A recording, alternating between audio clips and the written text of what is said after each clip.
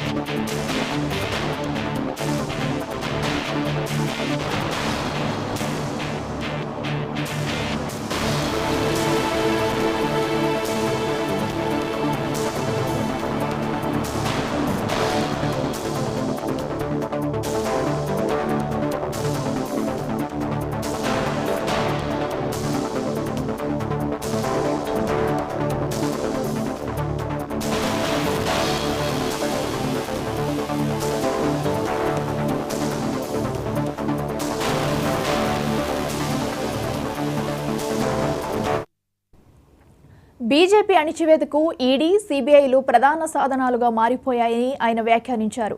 ఎలాంటి ఆధారాలు లేకుండానే రాజకీయ ప్రత్యర్థులను లక్ష్యంగా చేసుకుంటున్నారని, రాజకీయ ప్రతీకారమే వారి ఏకైక ఉద్దేశమని కేటీఆర్ మండిపడ్డారు. ఈ మేరకు ఎక్స్ వేదికగా ఆయన స్పందించారు. కాగా ఇదే కేసులో కేటీఆర్ సోదరి బీఆర్ఎస్ ఎమ్మెల్సీ కవితను మార్చి 15న ఈడీ అధికారులు అరెస్టు చేసిన విషయం తెలిసిందే.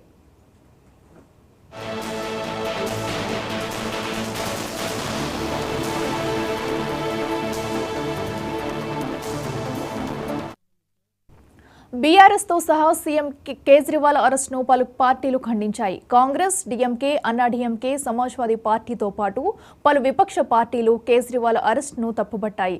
సార్వత్రిక ఎన్నికల నోటిఫికేషన్ విడుదలైన తర్వాత ఇలాంటి చర్యలకు దిగడం రాజకీయ కక్ష సాధింపేనని ఆయా పార్టీలు వ్యాఖ్యానించాయి. పలు రాష్ట్రాల్లో ఆప్ బలపడుతున్న నేపథ్యంలో కేంద్రం కక్షపూరితంగా వ్యవహరిస్తుందంటూ పలు పార్టీల నేతలు బీజేపీపై మండిపడ్డారు. విపక్షాలను ఎదుర్కొనేందుకు ఈడీని ప్రయోగిస్తున్నారని విమర్శించారు.